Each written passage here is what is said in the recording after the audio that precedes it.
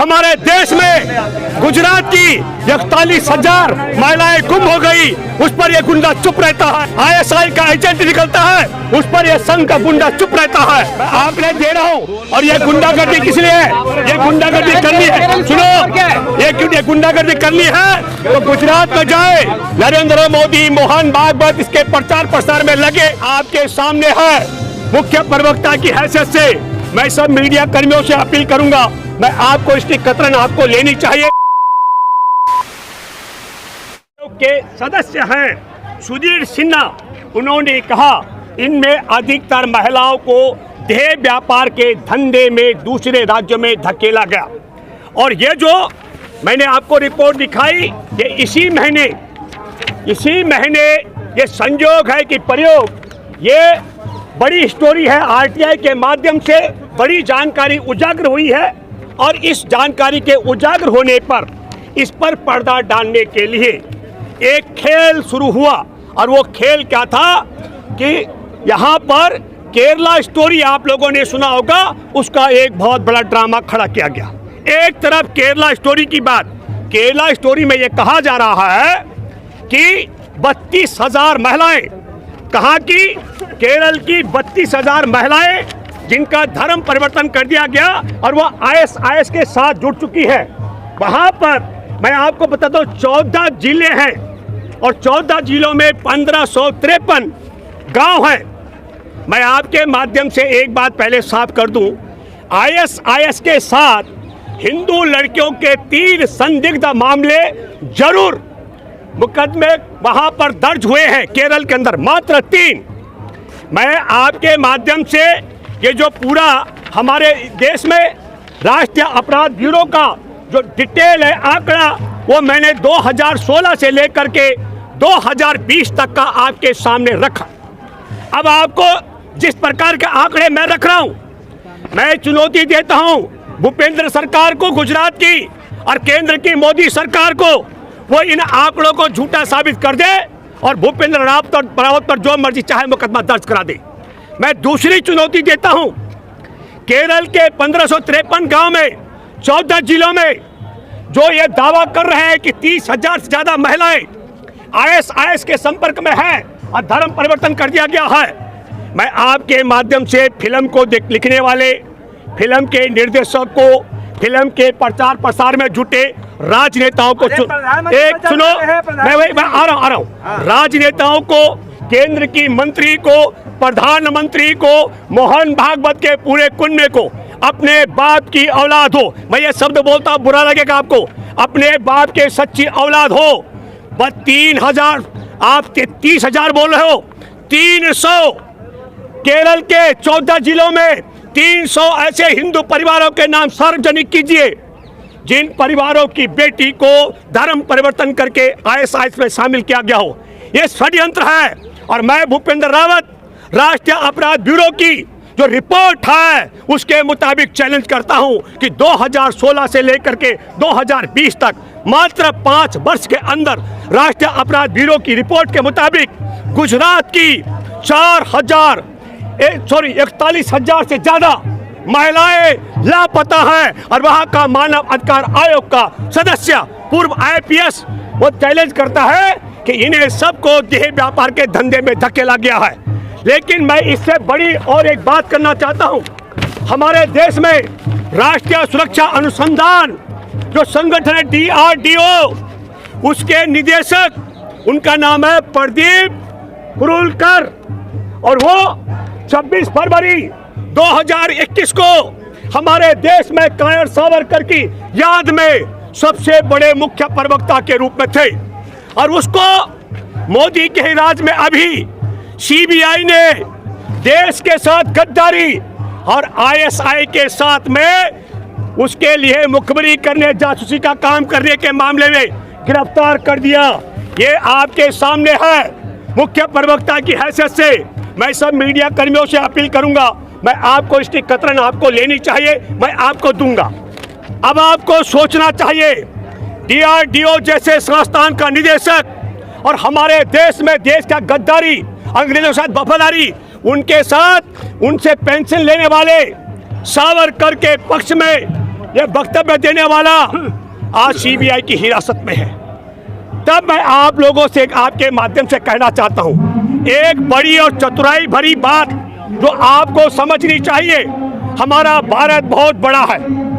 मेरे लिए सौभाग्य की बात है कि मैंने भारत की 2 बड़ी यात्राएं की है। भारत के लोगों को जानते हैं आरएसएस बीजेपी के लोग कि आपके लिए सरल नहीं है यहाँ से केरल तक की यात्रा करना, इसलिए जो मर्जी झूठ है वो परोस दो। और ये कैसे झूठ परोसते हैं? तत्कालीन मुख्यमंत्री ने क्यों ऐसा आरोप लगाया था? कौन सा आरोप? यही कहा था कि एक समय अगर ऐसा आएगा तो ये बन जाएगा, ज्यादातर परिवर्तन हो जाएगा। क्या परिवर्तन? हमने आपसे कहा, क्या नाम है आपका, सुनो, हमने आपसे कहा नरेंद्र मोदी, मोहन भागवत इसके प्रचार प्रसार में लगे, इसके लेखक, निर्देशक, इसके फाइनेंसर। मैं आपको बताना चाहता हूं, केरल के अंदर 600 फिल्म हॉल है, 600। मैं भूपेंद्र रावत को आंकड़े देता हूं, और सिर्फ 11 फिल्म हॉल में केरला स्टोरी चली, और 11 फिल्म हॉल के अंदर भी एक ही शो चला। 4 शो होते हैं पिक्चर के, 9 से 12, 12 से 3, 3 से 6 और 6 से 9। मात्र 11 फिल्म हॉल में पिक्चर चली, और उसमें भी क्योंकि दर्शकों का अभाव, दर्शकों की कमी के कारण ये केरला स्टोरी नहीं चली। लेकिन फिल्म बननी चाहिए, फिल्म बननी चाहिए असली। जो गुजरात में मानवाधिकार आयोग के सदस्य सिन्हा ने कहा, और जो हमारे राष्ट्रीय अपराध ब्यूरो की रिपोर्ट है उसके मुताबिक जो फिल्म बननी चाहिए कि ये जो 2016 में 7105 महिलाएं गुजरात से लापता हुई और दूसरे राज्यों में वैश्यवृत्ति के लिए व्यवस्था की जा रही है, और रैकेट कौन चला रहा है? इसमें सुनो, इसमें दूसरा, अरे मैं आंकड़े बता रहा हूँ, सुनो आंकड़े, सुनिए भैया, हेलो, आंकड़े बता रहा हूँ, आप सुनिए, आंकड़े सुनो। दूसरा मैं कहना चाहता हूँ, 2017 में 7712, 2018 में जो महिलाएं सुनो 9246। सुनो, ये राष्ट्रीय मानवाधिकार आयोग की रिपोर्ट है। और सुनो, ये जो चैलेंज कर रहा है ये आदमी, मैं चैलेंज कर रहा हूँ, चैलेंज सुनिए, ये भी आंकड़े हैं, और मैं आंकड़े दे रहा हूं। और ये गुंडागर्दी किस लिए है? ये गुंडागर्दी करनी है, सुनो, ये गुंडागर्दी करनी है तो गुजरात में जाए, और गुजरात में जो मानवाधिकार आयोग की जो उनकी रिपोर्ट है तो जाहिर करे। मैं एक बात बताना चाहता हूं, आरएसएस बीजेपी के गुंडों को ये चुनौती देना चाहता हूं। हमारा देश संविधान से चलता है, संघ के विधान से नहीं चलता है, और जब तक देश में संविधान है हम सच्चाई बोलने से नहीं चुकेंगे। फिर मैं आपके सामने कहना चाहता हूं, आपने सुना मैंने क्या कहा कि मात्र 3 मामले हैं, लेकिन हमारे देश में राष्ट्रीय अनुसंधान संगठन DRDO का निदेशक ISI का एजेंट निकलता है, उस पर यह संघ का गुंडा चुप रहता है। हमारे देश में हमारे देश की बहादुर बेटियां ओलंपिक पदक विजेता यहाँ बैठी है, यहाँ पर यौन शोषण के खिलाफ उस पर यह गुंडा चुप रहता है। हमारे देश में राम मंदिर के नाम पर चंदा इकट्ठा करके अयाशी का अड्डा बनाने वाले चिन्मयानंद के मामले में यह गुंडा चुप रहता है। और मैं जब पोल खोल करता हूँ कि भूपेंद्र रावत कहता है मोदी, अमित शाह, भागवत अपने बाप की औलाद है, 300 ऐसे हिंदुओं के नाम उजागर करे केरल में जिनकी बेटियों का धर्म परिवर्तन करके ISI में शामिल किया गया हो, मैं भी जय भाजपा कह दूंगा। 1 मिनट पहले सुनो, ये मैं इसलिए कह रहा हूँ, ये 30,000 का आंकड़ा कर रहे हैं, और मैं फिर कह रहा हूँ गुजरात की 41,621 महिलाएं पिछले 5 साल मतलब 2016 से 20 में लापता हैं। तब मैं आपसे अपील करता हूं, आप इस संघी गुंडों की अफवाह फैलाने की, अफवाह कैसे फैलाते देखो। जैसे मैं वापस आता हूं कश्मीर फाइल पर, कश्मीर फाइल के जो उसके अध्यक्ष संघर्ष समिति के संजय टिक्कू ने कहा 680 ब्राह्मणों की हत्या का मुकदमा दर्ज नहीं हुआ। गृह मंत्रालय भी जो FIR है वो 200 की है, लेकिन कश्मीर फाइल में भी हजार लोगों की हत्या का मामला दिखाया गया। और जो सच्चाई है उस पर पर्दा डालने का षड्यंत्र ये करते हैं। मैं इसलिए कहना चाहता हूँ फिल्म बननी चाहिए।